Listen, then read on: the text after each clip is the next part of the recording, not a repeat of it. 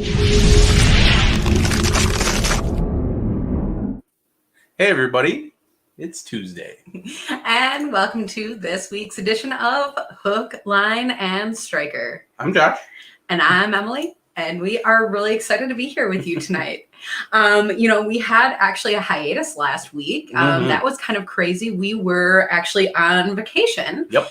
And we did not plan for an interview because we had no idea how our internet was going to be. And lo and behold, the internet was in some cases non-existent. So it's actually great that we did not plan to be here with you because you might not have been able to hear or see us, and it would have been kind of crazy. So. Yeah, it would have been terrible. But we had a good time. The fishing was off and on. The weather was off and on.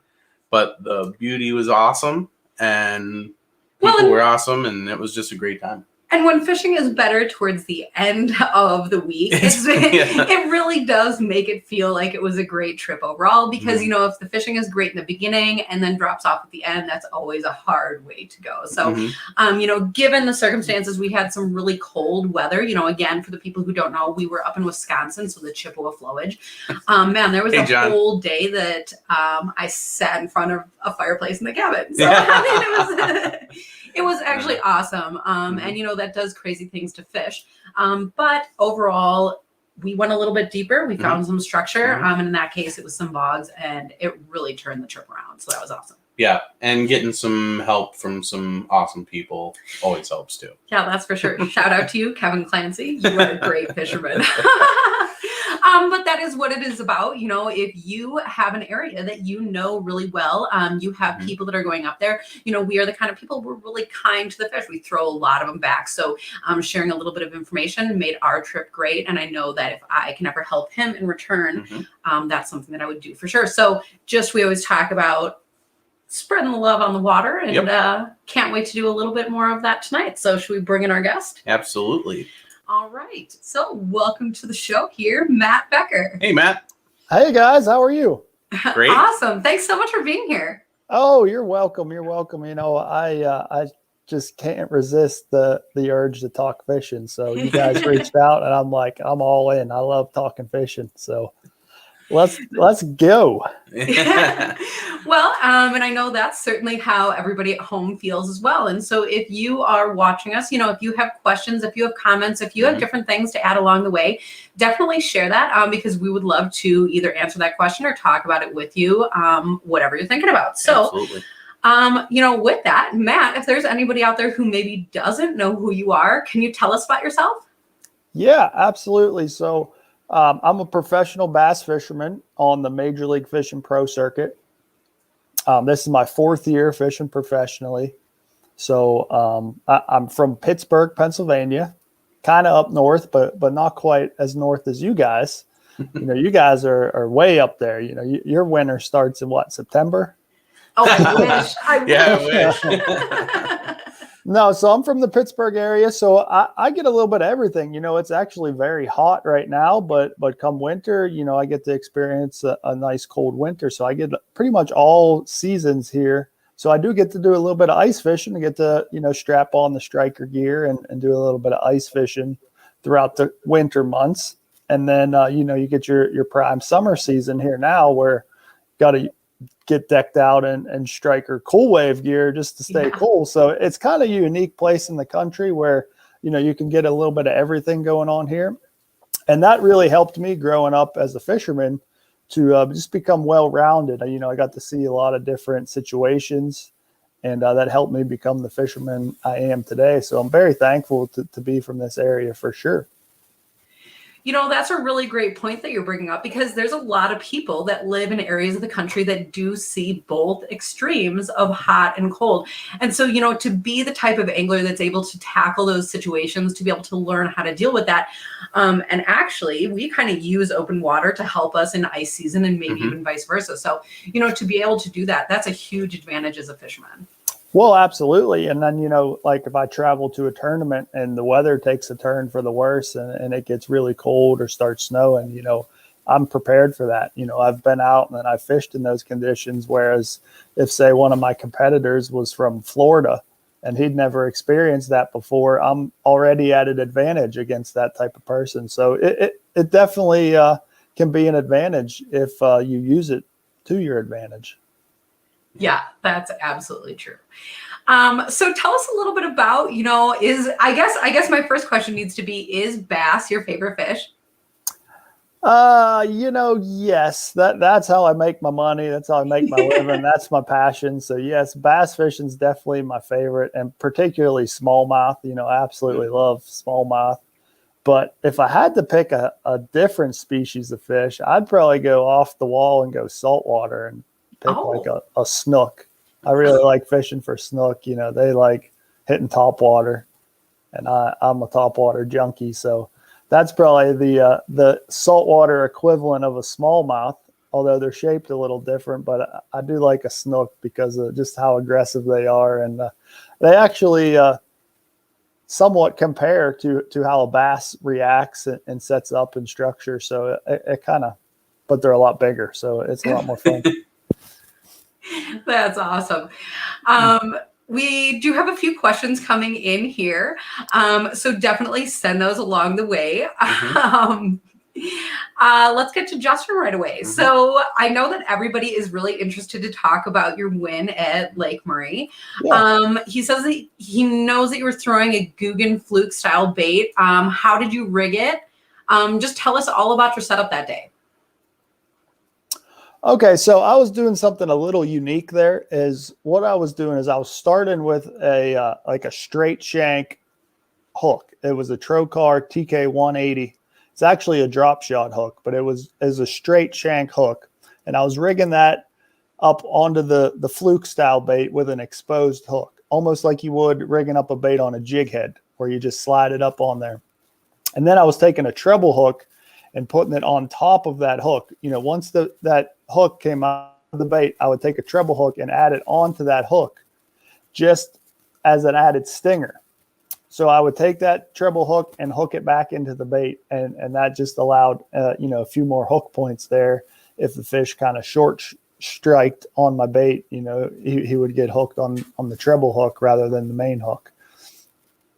So, that's a pretty unique thing. So I know that you just kind of said this, but to clarify, you said that you're not even using, line, you're not even tying anything. You're just putting that hook, the treble right onto that hook there. Exactly. Sometimes you don't even need line, rods, reels, nothing. You just need a bait. The Guggen baits are so good, the fish actually jump in the boat to eat them.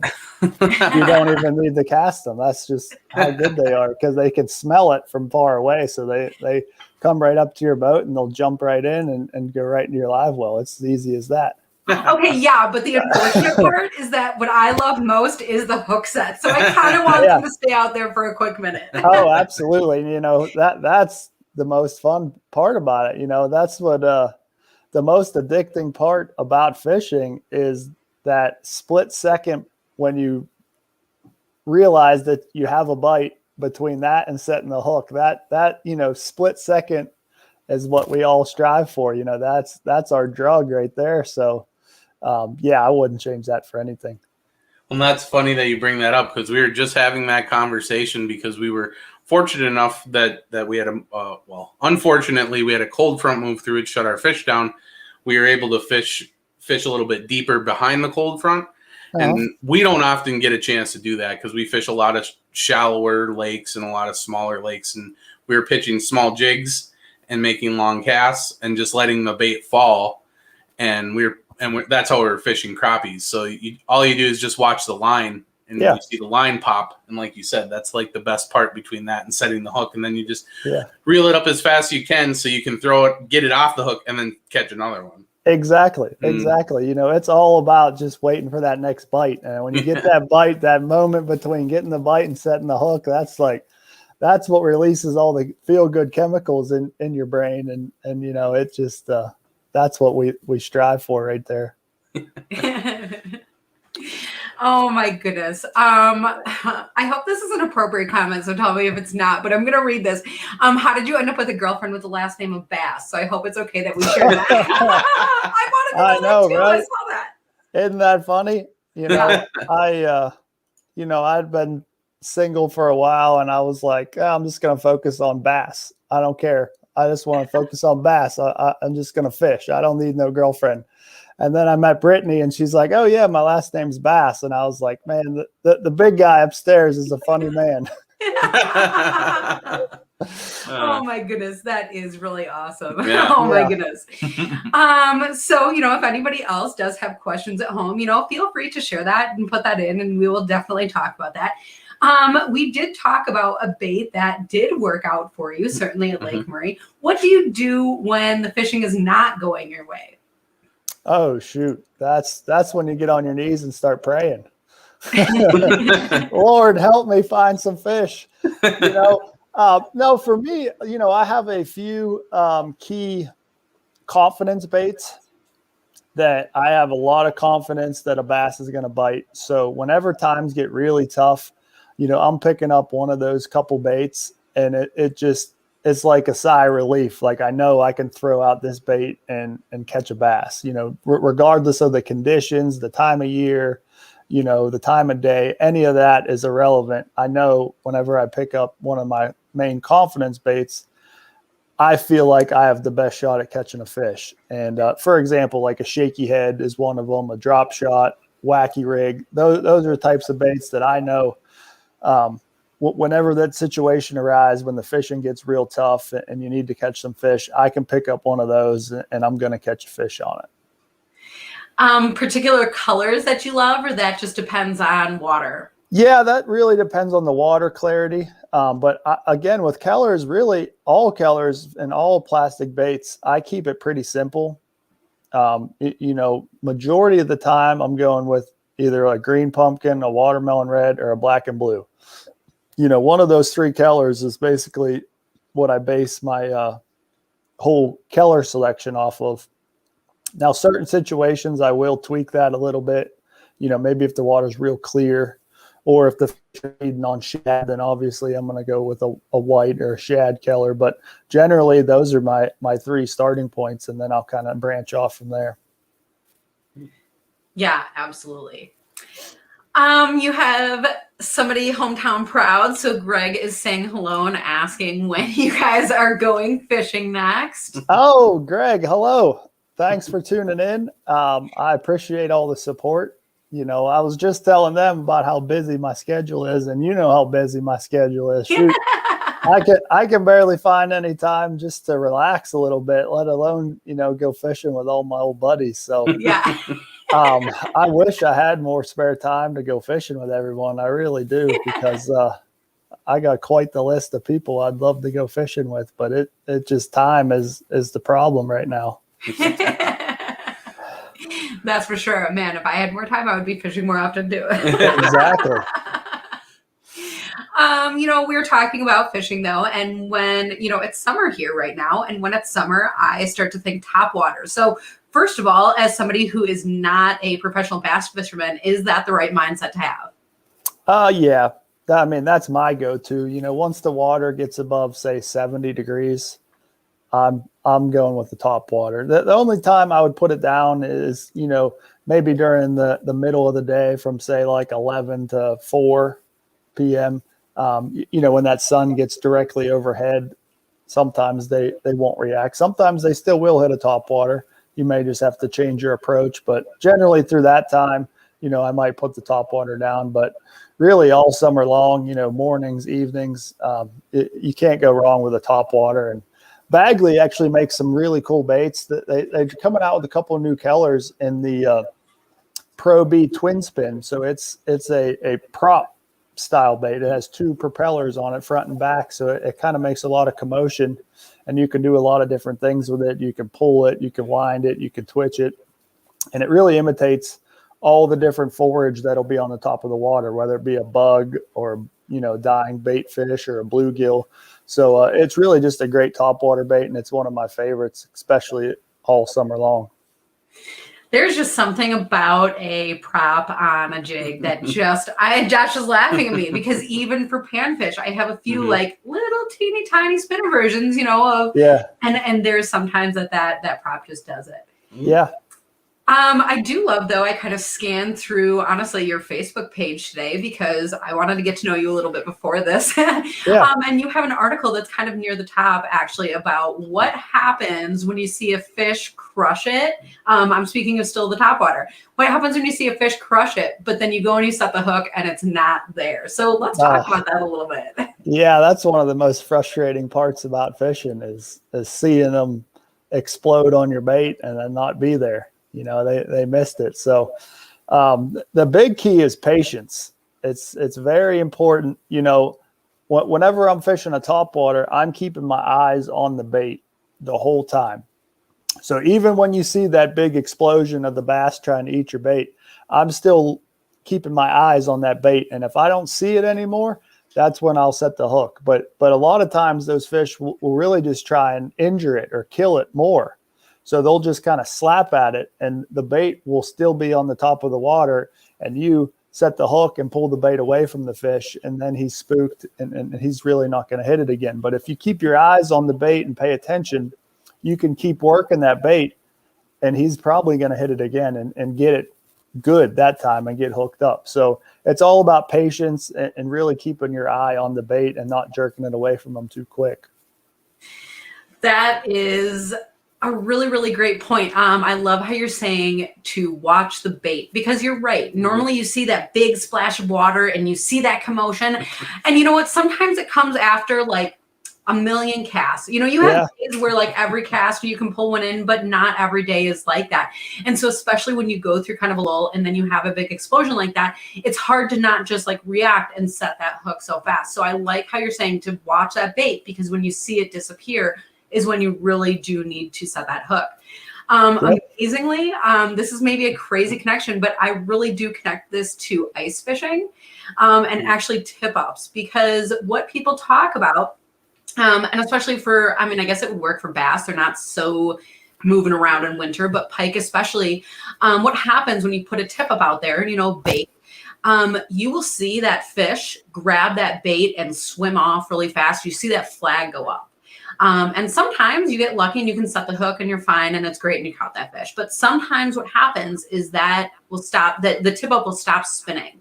And you know, maybe a few minutes later, it will start going again. In that pause, what that fish is doing is kind of readjusting. So like when you're talking about in topwater, that bass comes and they eat it and then they need to kind of eat it again to swim away. And that's exactly what's happening on the tip ups too, is that pike is coming along and kind of grabbing that bait to stun it. And then later when it's actually going to eat it, it has to like flip it around. Yeah. I know what I'm talking about here. Hopefully the people at home do too. But. No, absolutely. That makes total sense. And that's, you know, if you ever watched a bass eat a bluegill, that's what he does. You know, he rarely eats it on the first shot because he has to eat it head first. Otherwise, those dorsal fins are going to choke him. So he will put it in his mouth and spit it out, you know, 2, 3, 4 times before he actually eats it. So, you know, like I said, it's just very important to stay patient and keep your eyes on the bait. So when you have somebody in your boat who is maybe new to this concept, how do you teach them that patience? Just practice? Yeah, that is the hardest part, you know, because like we were saying, you get so excited, you know, maybe you'd been out all day, you've been waiting for that one bite, and then you finally get it and you just yank before you even think. So it is, it's so hard to teach, you know, it's really all about experience and been through it and been through that heartbreak of missing the big fish that'll learn you real quick. Yeah, that's for sure. Well, we all have a lot of missed hook sets along the way. So. Oh yeah. Yep, we've all been there. So a question from Greg here. Would you rather fish little pods of pads or big cove of pads and why? So I imagine lily pads. Is that what we're talking about? I assume that's probably lily pads. Yeah. And generally, I don't know if I could pick one or the other. They both have their time and place. You know, I really like a big cove of pads because there's going to be a whole ecosystem living in there. You know, you're going to have everything, bluegill, bait fish, bugs, all that's going to be living in that big area. So the bass are going to be somewhere.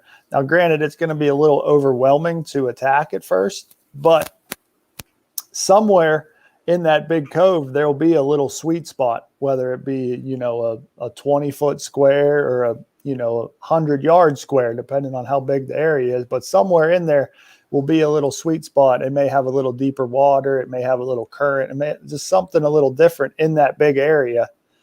And that's where the majority of the fish are going to be. So I like to do that because it's a little bit easier to find something that you would have to yourself. Greg's making an interesting point. He's saying he was wondering because you can pick the little pads apart faster and easier than the big ones. But I like your theory about, fish where the ecosystem is, because if the pods of bugs are there and then the bluegills are there or the perch are there, then the bigger predator fish will be there as well. So, you run into probably some small bass in that ecosystem as well. But, those predators, those bigger fish will be there eating. Absolutely. They'll be there somewhere. It's a lot more overwhelming and a lot harder to figure out the exact area that they're in, because it'll just be a big, overwhelming, expansive area. But when you do figure it out, the rewards are going to be better than just fishing the smaller ones that are more obvious and easier to fish. Yeah, well, and quite frankly, if you're out there fishing, it's still worth casting at both, because you never know. Always. That's the mystery of fishing. That there's no right or wrong answer. I try and preach that to people all the time. It's there's no rule book in fishing. It's all your opinion versus my opinion versus still you got to trick the fish at the end of the game. So. There's no right or wrong answer in anything related to fishing. Yeah, that is for sure. We have a few other comments coming in here. So Todd wants to know, we kind of talked about topwater, but what is your go-to topwater lure, did you say? Go-to for general topwater use, I really like the Bagley Knocker Bee. It's a walking style bait. So that's probably my number one go-to topwater bait. You can fish it pretty fast, kind of walks the dog and zigzags on top of the water. So you can cover a lot of water. Other than that, if I want to fish a little bit slower, more precise cast, keep it along the edge of the grass or a weed line or something like that, I'm going with the Pro Bee Twin Spin. And that's the prop style bait that just kind of makes some commotion on top. And it's not quite moving as fast. So you can leave it in one spot and twitch it a few times, and it's a little bit slower approach. So really one of those two is my 1-2 punch for topwater fishing. Nice. That's excellent. Well, and I like how you give the different options for the presentation. If you're fishing faster that day, covering a lot of water, or if you know that the fish wants something that is that slower presentation. So, I guess with that, it makes me think about, as far as fishing Major League, you are all over the place. A lot of people are stuck at home waters. Sometimes that's a good thing.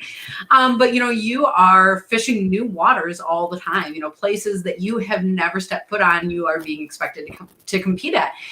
So how do you begin to break down new waters like that? Yeah, that's one of the hardest parts. And that is, the $1 million question right there is just figuring out what, again, this is what goes back to kind of what I was just saying. You got to figure out what works for you. Like what works for me might not work for you guys, might not work for the next person.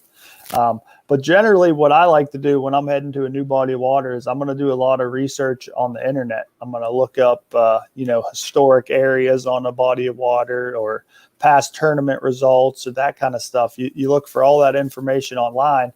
And then I'm going to kind of narrow it down based on seasonal patterns. Say if we're going there in the summer, I know there'll be no spawning going on. So those fish are going to be completely related to food. So you just got to figure out what they're eating, where the food's going to be, and then in turn you're going to find the bass. It's really as simple as finding what they're eating and where the food is. The bass are going to be right there waiting to eat. Their life revolves around spawning and eating. So it's really quite simple when you narrow it down that way. The hard part becomes breaking down these big giant bodies of water and finding those specific key areas that are holding bigger fish in these bodies of water. So I generally like to do all my research, and then I'm going to pick a section of the body of water and find fish in that section, whether it be, a 20-mile section or a 5-mile section, but there's going to be fish in that area, and I'm just going to find them in that area rather than trying to run, say, 100 miles of water, just looking for all different things. You'll end up missing things and spreading yourself out too much. So I like to pick a smaller section and just really get to know that area.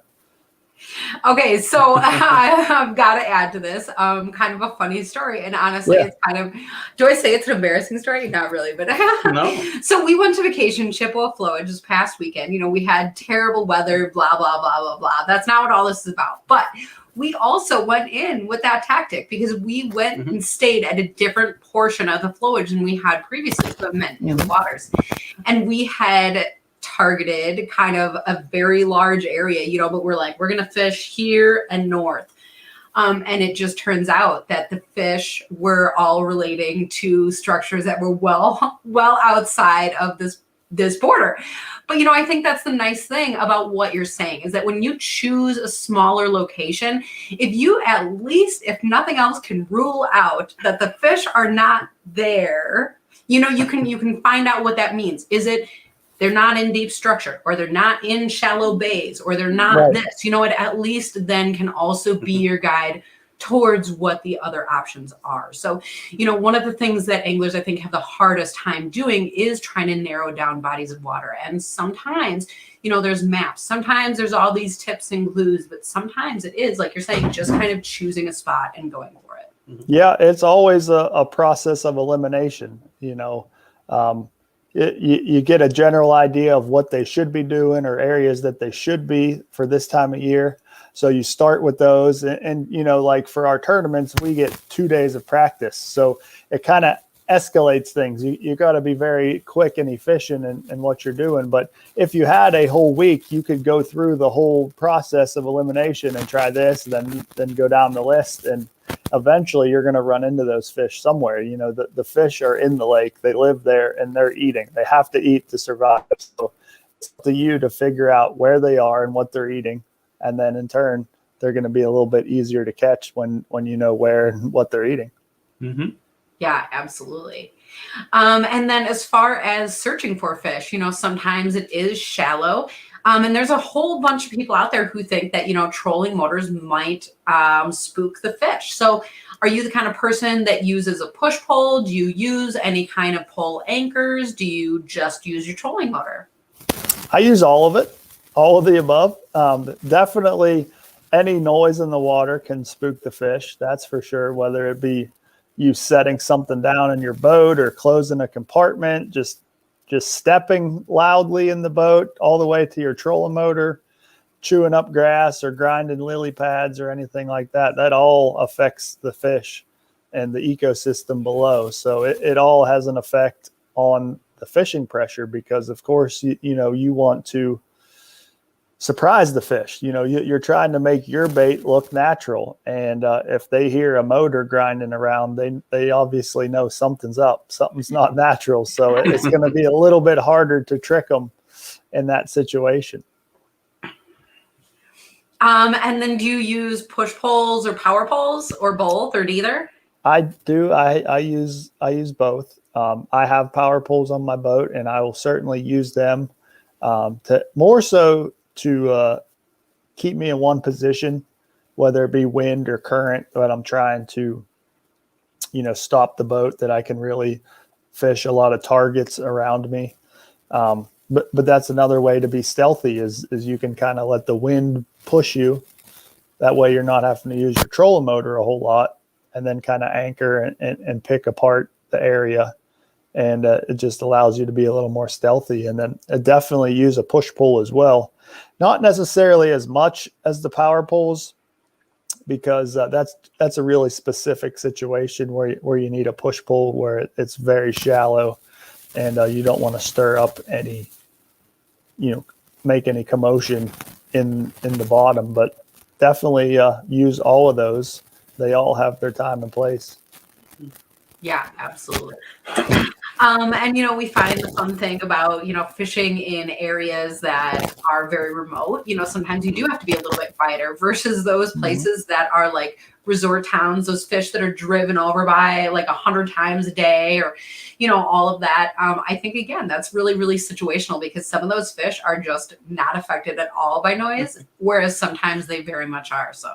Oh yeah. Yeah. They'll get used to it. If it's a body of water that has a lot of boat traffic and, has ski boats running around it all day, those fish are used to that. And the whole ecosystem is used to that, that everything is used to those motors running over top of them. So it doesn't really change a lot. And you can be a little less sneaky. You can be a little louder in your boat and everything and still have success. But, if you get into a real quiet, shallow creek, where those fish don't really see a boat or see any kind of humanity ever, you're definitely going to want to be a little more quiet and sneaky just in order to not spook them. Mm-hmm. Well, and ultimately it is practice that makes perfect. So whether that's your location or your tactic, that is something that we're all always working on. And, something that you did a really good job on, was it, like the third stop of this MLF tour this year. So where was Lake Murray? Lake Murray's in South Carolina. And then, tell us about, how awesome is it to, win that tournament? Oh, that's so awesome. I couldn't even put it into words. I've been striving for that moment for at least probably 15 years. I've been really, spending so much time and effort just working on, getting better at fishing and committing everything I could just to get to that moment to hold up the trophy. So it was really like a big relief for myself to know that I can do it and to finally have it happen was really a awesome moment. And to have my family there share it with me and Brittany as well. It was really awesome. Wouldn't change a thing. Well, and one of the awesome things about that is kind of the setup of the MLF. Mm-hmm. Josh and I, gosh, it was like 2 years ago now, right before COVID. But MLF came through Neenah, Wisconsin. That's pretty close to where we're at. Yeah. Okay. And so it is a whole different thing watching the MLF, on TV. I've seen tons of episodes versus kind of going in person and experiencing all of it because, it is so much more than people realize. It's like a huge stage setup. The score tracker live is all set up, huge screens. And it really is a huge event that the community likes to come out for. Oh, absolutely. And us as fishermen love to see the fans and, talk with the fans. So anyone who is, within a drive of any of the tournaments, definitely come on out and see the whole behind the scenes setup. It's really amazing. Like you said, you watch it on TV or you watch it online and you think, okay, well, this is kind of cool, but you don't realize the thousands of hours behind the scenes to set it up and make it all work. And the countless employees that work for Major League Fishing that you'll never hear of or never see. So I'm so thankful for those people as well, just to make it all happen and make everything work at these events. It's really impressive. Mm-hmm. Impressive is a great word for it, because one of the first things that I noticed, and tell me if they still do this or not, but they set up the stage so that you guys have your boats drive right through it. Yeah, they're still doing that at certain events. Absolutely. So did you accept your trophy on your boat? No, unfortunately, no. I was just on stage with my fish, but the boat was right around the corner. The boat was right around the corner. Yeah, it always is. That's funny. The boat is never far. Nope. So tell us a little bit about, what are the other things that you have coming up this summer? So this summer is going to be a pretty busy summer. I'm fishing the Major League Fishing Toyota Series Northern Division. So that's 3 tournaments that hasn't even started yet. So I'm going to have those 3 in July, August, September. We have 1 pro circuit event left. That's here at the end of July. And then if I do well in that tournament, I will qualify for the Pro Circuit Championship, which will be up at your neck of the woods, La Crosse, Wisconsin, and that'll be in August as well. So I got, I don't know, 6-7 tournaments left on the schedule here from now until end of October. And it's going to be a busy summer, traveling a lot. I'm going from New York to Wisconsin to New York to Wisconsin. So we're back and forth a bunch, but a lot of driving, a lot of miles on the truck, but get to see a lot of cool places, spend a lot of time on the road, and I really wouldn't change it for anything. So I've got to ask, traveling so much with all of your gear, how do you store it to keep it all safe? Shoot, I got a big truck. Yeah, I had to upgrade my truck. Brittany started traveling with me, so I had to make some more room for her as well. That's awesome. But yeah, I got a cap on my truck, so that gives me a little extra room and allows me to lock that and keep that stuff safe. And then basically we fill up the truck. I keep a lot of my stuff in like storage bins that I bought at Home Depot, so it keeps stuff organized and a little more neat, that it all stacks nice and neat in the back of my truck. And then whenever we're on a long trip, we'll load up the truck. If there's no more room in the truck, I'll throw some stuff in the boat, cover up the boat. And then whenever we get to the destination, we can unload all that stuff, and then I'll have the boat cleared up enough to go fishing. But on these long trips, you got to pack so much stuff. You never know what kind of tackle or equipment you might need. So really got to take a lot of different things. And sometimes we end up filling up the inside of the boat as well as the truck. I believe that. And actually, perfect timing. We have a question here. So how many poles do you have set up then? Ooh, that's going to vary based on the body of water I'm on. But generally, I will go into, say, practice for a tournament with about 30 rigged up and ready to go, 30 different options. It'll be different rod lengths and powers with different reels, different gear ratio reels, different line sizes, different weight sizes, different baits, all that different stuff. And it's all very specific to what I want to do. So I spend a lot of time, working on my tackle and setting up rods and reels and stuff like that, just honing in and getting it set up exactly how I want it for each technique and each body of water. So yeah, generally I would say around 30, sometimes 40, sometimes 20, but 30 is probably the number. Well, you are magic, because I have a hard time storing like 12 rods on my boat. So maybe I need to look at my rod options, storage options. That's funny. Oh man, 30 rods. I'm thinking about all the different rigs I could set up. It's like I could catch all the crappies. Exactly. Well, you guys use a lot of different rods at the same time, don't you? No, actually, we single pole most of our crappies. We are nice. In Wisconsin. We are allowed three poles a piece. But both of us being ice anglers, we like to mostly jig. We're doing a lot of jigging and casting and retrieving and stuff. And so, well, in midsummer we troll them, and when you can catch crappies that fast, you only want one rod. Yeah. No, that's awesome. I've seen some boats, down in the South. I'm not sure exactly where, but they'll have all these rod holders, and there'll be like 10 rods off the front of their boat, and I'm like, at what point is that not even fun anymore? You're just dragging all these hooks through the water, waiting for one to eat it. Right? Yeah, like how do you not get tangled up with like that? Exactly. Yeah. I would. Oh my goodness, that's awesome though. And somebody out there is an expert on that. So maybe one of these days we'll talk to them. Yeah. I'd love to learn about that, how they can manage all that stuff without getting tangled and getting confused. Right. Yeah, that is an art. That's for sure. I can handle it when they're not in the water. I can handle them in the boat when they're in the rod locker or just on the deck. But to have them all in the water at once, my mind would be spinning. That's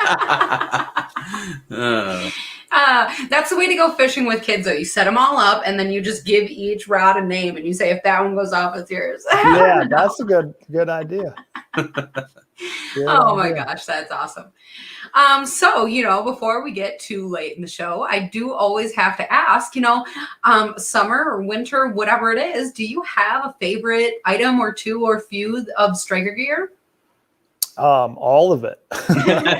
Really. I mean, I couldn't do it without it. We kind of touched on this earlier, but feeling good while you're on the water is so important, whether it be keeping cool when it's hot out or staying warm when it's cold out, all of that is so important.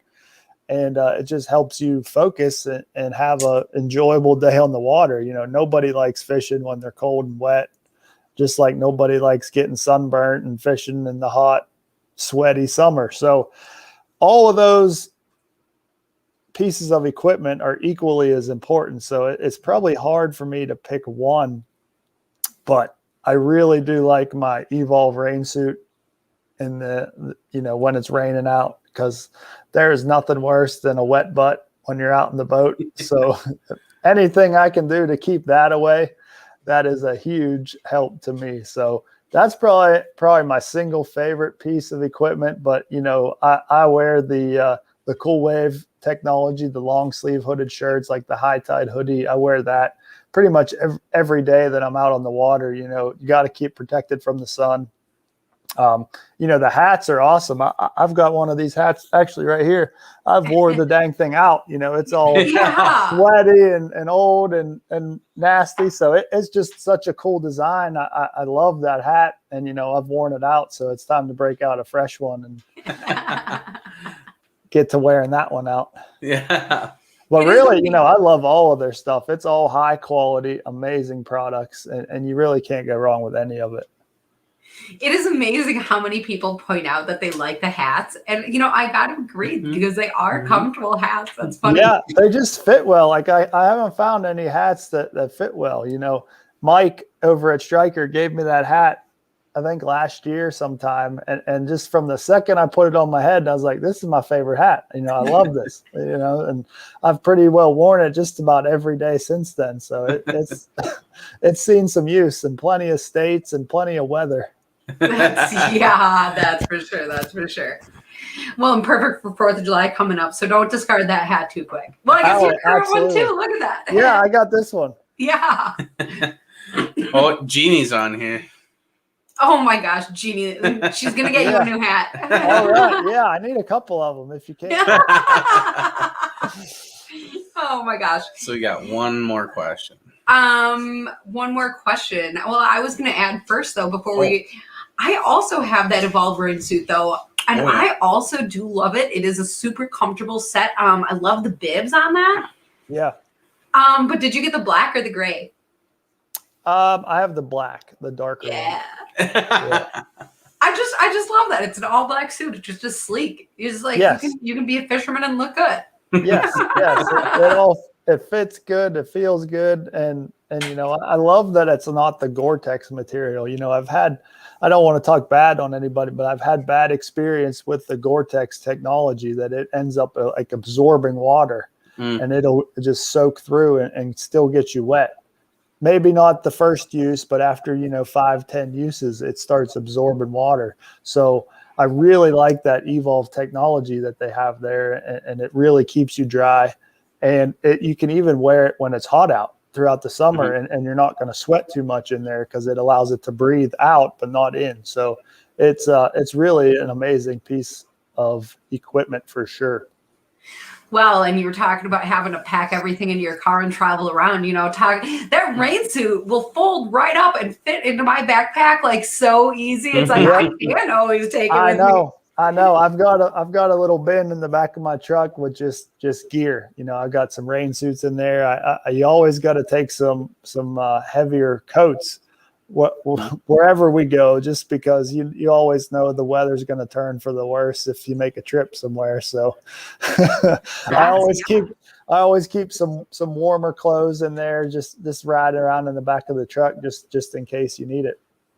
Yeah, that's absolutely for sure.